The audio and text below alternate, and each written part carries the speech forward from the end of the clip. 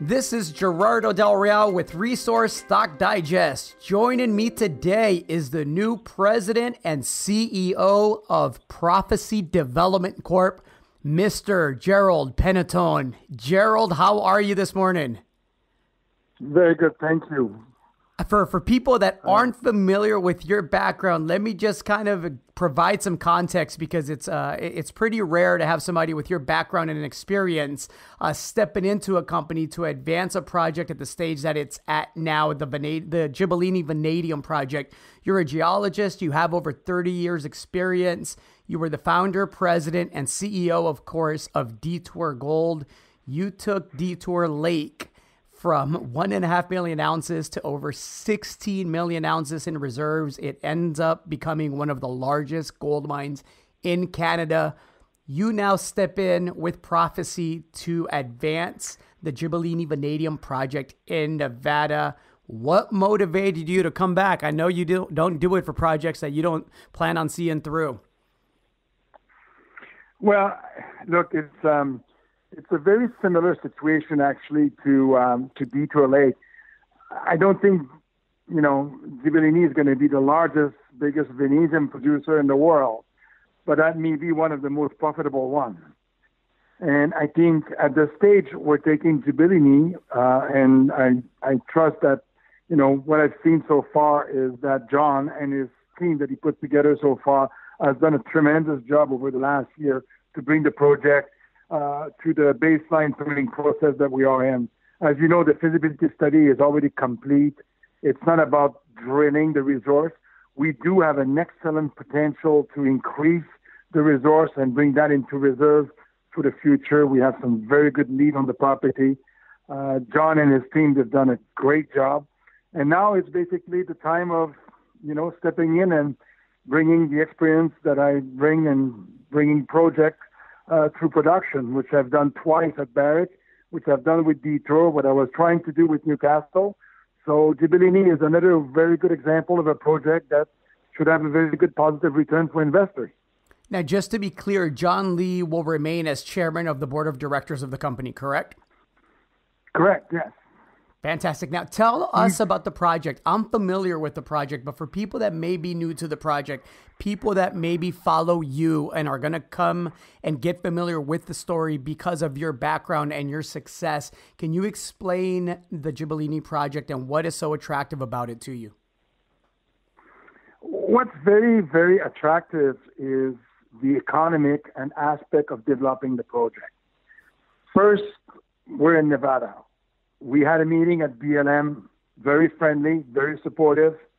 1 year from now, we're going to be in the environmental report annual review, which will last approximately 12 months. So we could easily be starting construction 2 to 2.5 years from now.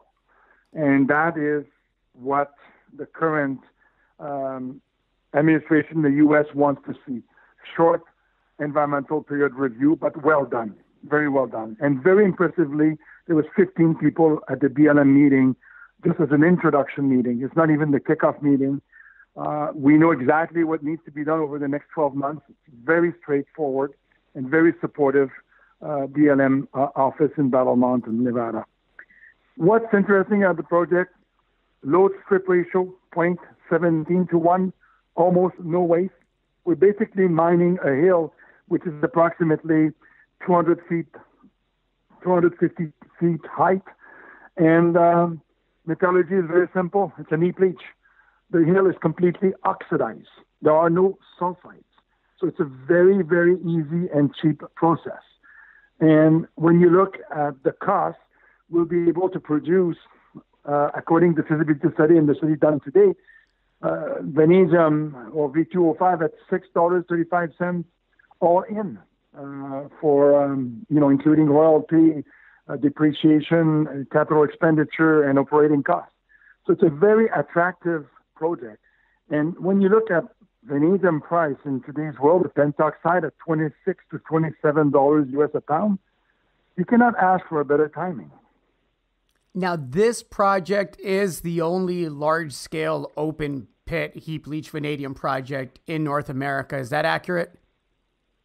It is. It is oat in black shales. It is oxidized. It is right on surface. And it is a very, very easy project. We're not even, going into the water table, for example. Water table is always like, are you going to affect the water table? Are you going to touch the water table? Even if you do a quarry for gravel or rock, they always worry about the water table. We're not even going there. We're staying on surface. And that is a very big positive. Now, Gerald, since the end of September, the stock is up more than 240%. Obviously, you coming on board is garnering a very, very positive response. What can shareholders and potential shareholders look forward to here in the next coming months and year? Well, I think it's the progress on the project. We're applying for exploration work because we are very confident that we can increase the resource and the reserve. At the same time, we're doing the permitting. As all people know, in resource, when you stop drilling and you go into that feasibility permitting process, there's always a hype that is being done. And there's no more news. We will keep the market abroad of all our exploration success because I think the project has tremendous potential.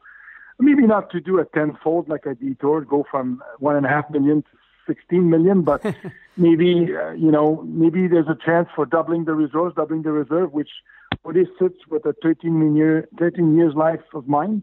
So if we can increase it, then it's good. The project is not very expensive to develop. There's not a huge amount of capital to be raised in the future. There is a lot of opportunity for debt financing, for off-take agreement with petroleum. We're going to be producing one of the highest pure V2O5 pentoxide, more than 98%, which is exactly what, for example, not necessarily the steel industry, but the aerospatial industry wants to mix with titanium or aluminum to make these two metals stronger. Vanadium is a strategic metal, and it is very important for the future. And this is exactly what this project means to the near future. And being the only operation in North America makes us very viable. We don't have to worry about political risk. We don't have to worry about the supply that can come from China. And China basically doesn't have enough supply for its own demand. Yes, China is the biggest producer, but it keeps everything inside China. Nothing goes out. So it's left to the rest of the world to supply the needs for alloy for steel or for aluminum, titanium, and the aerospace. Plus, there's also a company like Sumitomo developing long-term storage vanadium batteries. Right. Which is, as we all know, in our world of consumption of energy, the biggest problem we have is storage. Absolutely. So I think the future is just amazing, and the timing for this vanadium project to go up and running is right on time. Like you could draw a parallel. Detour was easier to be done in 2006 than it is probably today. Try to put a low-grade deposit in production today with, even if gold is at 1,200, it doesn't matter. There was a lot of interest in gold in 2006, but there's much less in today's world. Absolutely. Well, it's got to be exciting to shareholders to hear that you think you could possibly double the resource. It's got the right address. It's in Nevada. Vanadium prices are at a decade high. And you mentioned the low cost to be able to bring this into production. I gotta believe that you're already entertaining conversations with potential offtake partners. Not really. I'm not running after this. I think we have some other priorities, but I think some of the priorities that eventually we will need to do is to address this. But I think our first objective are the permitting. An offtake, once you have a permit, has a lot more value in negotiation than it is now. Well said. Gerald, thank you very much for taking the time today. I'm looking forward to having you back on as you move along the permitting process. And you mentioned the fact that you're going to be busy and with plenty of news flow. So I'm looking forward to covering that. Yeah, we'll make sure that the story gets out there. I appreciate it, Gerald. Thank you. Thanks for your time.